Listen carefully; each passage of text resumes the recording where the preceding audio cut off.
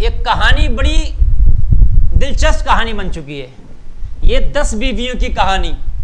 कुछ खवातीन इसमें बड़ी मुलव्विज रहती हैं, वो मन्नत तक मान लेती हैं कि मेरा फला काम हो गया तो मैं 10 बीवियों की कहानी पढ़वाऊंगी, मैं इसकी नजर दिलाऊंगी, और वो तमाम गांव महल्ले की पूरे अपने खानदान की औरतों को इकट्ठा कर लेती हैं, वो 10 बीवियों की कहानी होती है। क्या इसकी हकीकत है, क्या कराना चाहिए कि नहीं कराना चाहिए, तो आज मैं इसकी वजाहत कर दूं। बहुत से लोग फ़ोन भी करते हैं, कश्मकश में रहते हैं।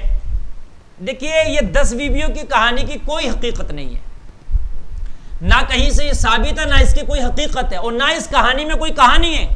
आप 10 बीवियों की कहानी पढ़ें, पूरी कहानी में कोई कहानी नहीं है। बस ये उसमें क्या बताते हैं कि वो उसकी मन्नत पूरी हो गई थी तो उसने वो 10 बीवियों की कहानी कराई। तो 10 बीवियों की कहानी जब कराई तो उसने अपने शौहर को वो लड्डू दिए खाने, तो उसने मना कर दिया। फिर तो क्या था कि वो हर चीज़ में उसको सूड़ी और खाना सड़ा गला नजर आता था, खाया नहीं जाता था। फिर उसके बाद उसने तौबा करी, तौबा करके फिर वो 10 बीवियों की कहानी की नज़र कराई, 10 बीवियों की कहानी उसने कराई, तो फिर वो सब कुछ ठीक हो गया। तो इसमें कहानी कहाँ 10 बीवियों की? कोई कहानी नहीं है 10 बीवियों की। वो तो यह है कि उसने मना, किस चीज़ को मना कर दिया, भाई क्या है 10 बीवियों की कहानी? तो इसमें कोई कहानी भी नहीं है, एक मनगढ़ंत चीज़ है।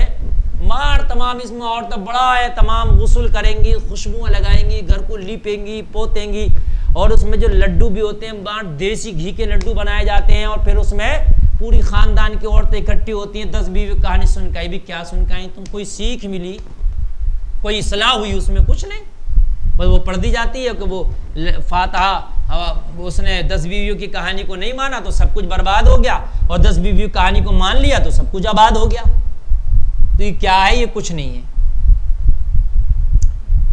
ऐसे ही 16 सैयदों की कहानी करके कुछ बताते हैं, और जो है कि 16 सैयदों की कहानी है ये, तो ये भी समझ में नहीं आता कि 16 सैयदों की भी कौन सी कहानी है, क्या ये सब इनकी कोई रिवायत नहीं है, सब मनगढ़ंत है।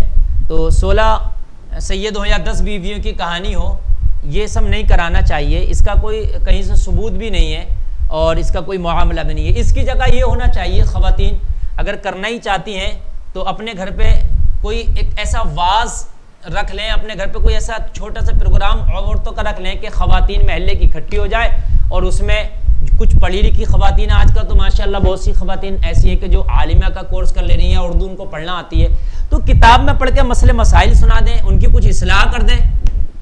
भाई औरतें इकट्ठी हो गई, या नबी की सीरत पढ़ के सुना दें, फातिमा ज़हरा की सीरत सुना दें, उनकी सीरत पे कुछ गुफ्तगू हो जाए, नबी की सीरत पे कुछ गुफ्तगू हो जाए, कुछ मसले मसाइल हो जाए, गुस्ल का तरीक़ा, वज़ू का तरीक़ा, पाकी नापाकी के मसाइल औरतों के ये बता दिए जाए, तो ये बेहतर है, उसमें सीख भी मिलेगी।